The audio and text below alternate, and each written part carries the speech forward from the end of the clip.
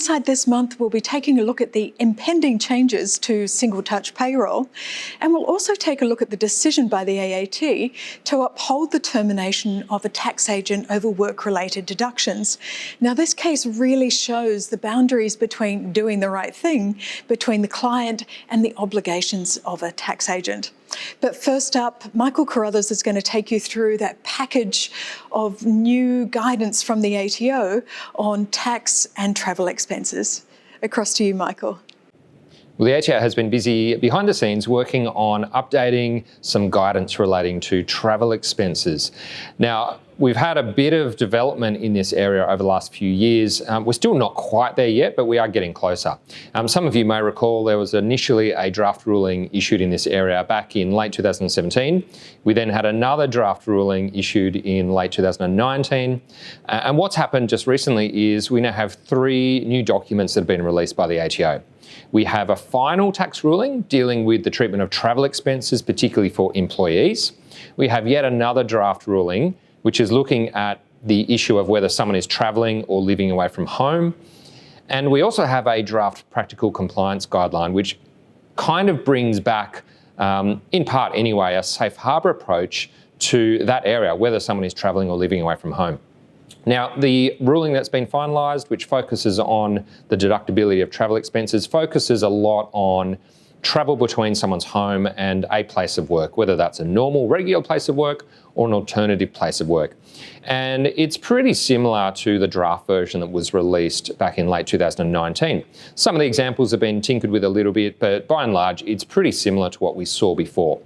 The key thing to take away from that ruling is that the ATO is really focusing on what is it that is driving that travel. Is it the employee's personal choice about where they live compared to where they actually perform their work? Or is it the job itself? Is it something about the job that is requiring them to undertake this travel? And you've seen a lot of the examples in the ruling that it's that distinction that often will drive the tax outcome.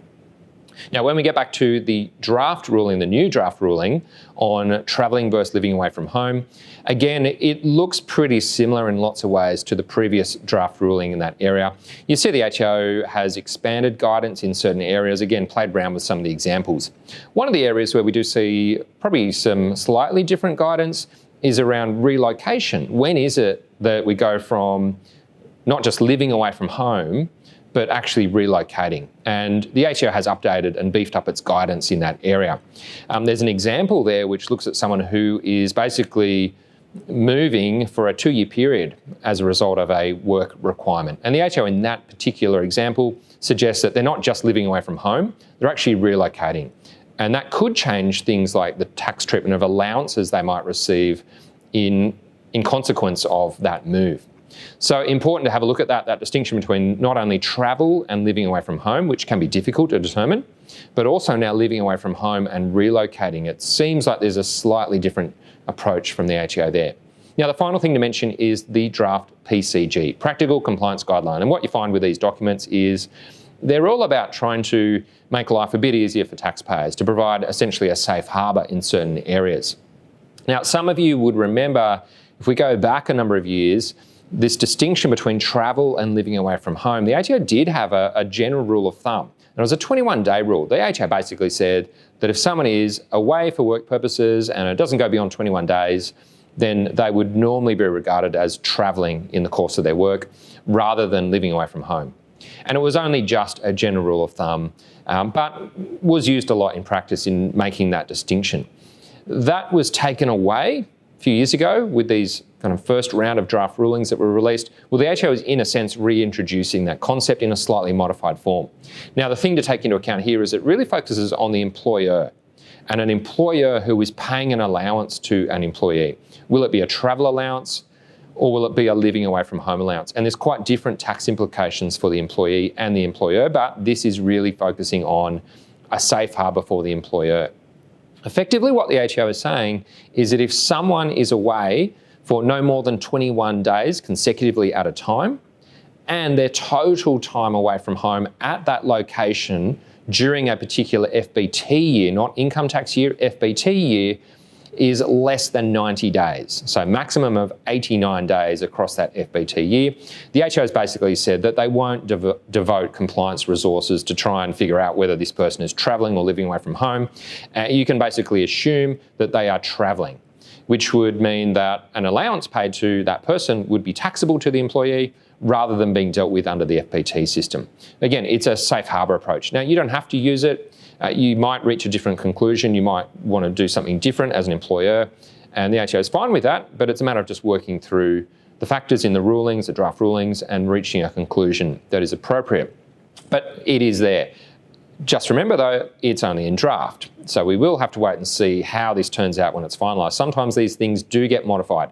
I can remember a couple of examples of draft PCGs that had a safe harbour set out in them that were changed when the final was released. So bear in mind, it is only in draft form. We'll wait and see what the final version looks like, but we're seeing the reintroduction of effectively a safe harbour on the distinction between travel and living away from home, which will hopefully make life easier for some people. But this is a difficult area.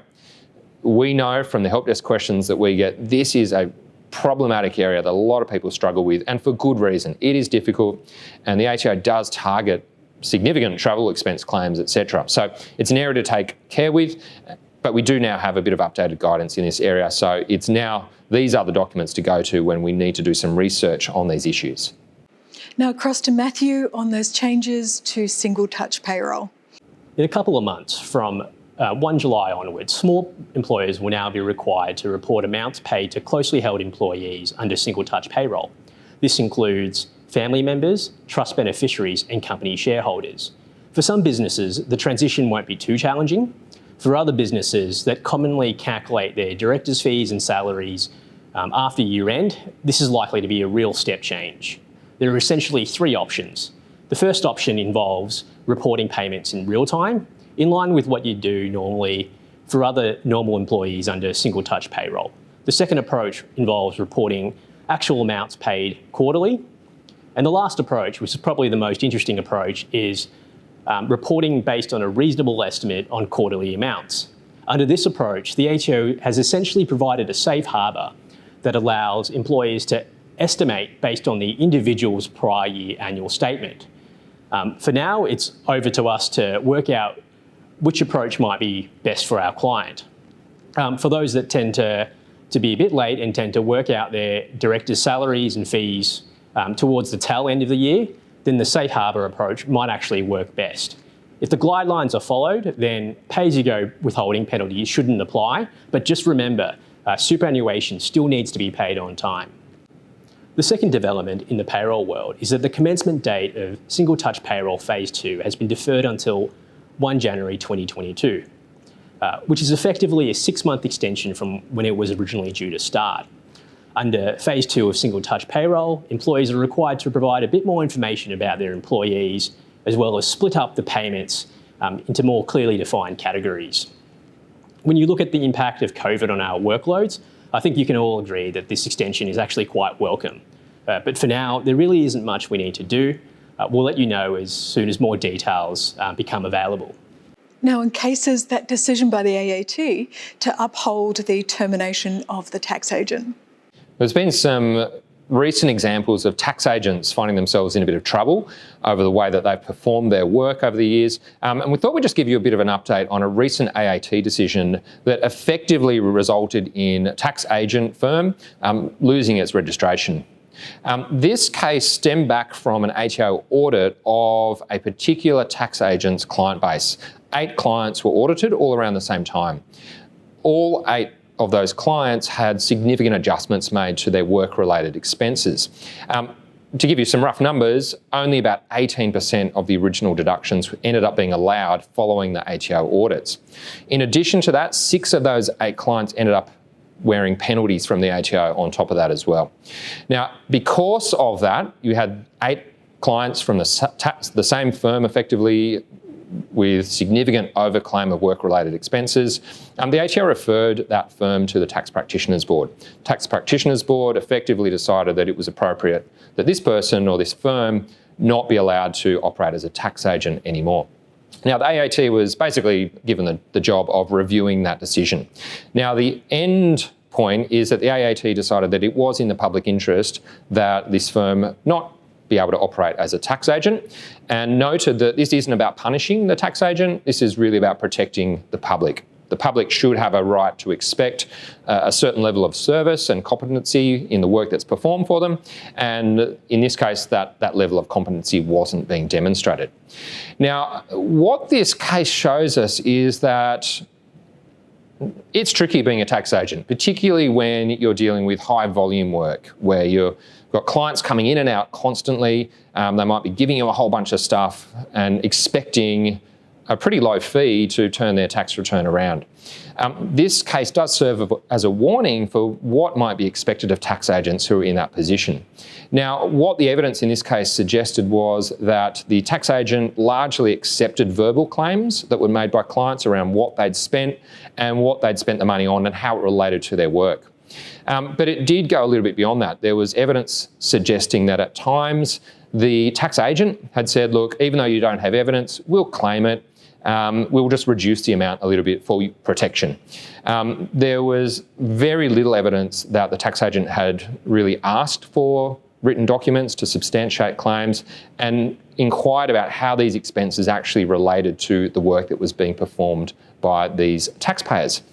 The Tax Agent Services Act and the Code of Conduct does require tax agents to take reasonable steps to make sure that tax laws are administered properly, that deductions claimed are legitimate, to ensure that substantiation requirements are being satisfied as well. And the AAT here was not satisfied that this tax agent had taken appropriate steps to do that. It again goes back to that question of, well, where is the dividing line? At what point as a tax agent are you meant to, say, audit your clients' records? Where is that dividing line? And there's not an easy answer to that.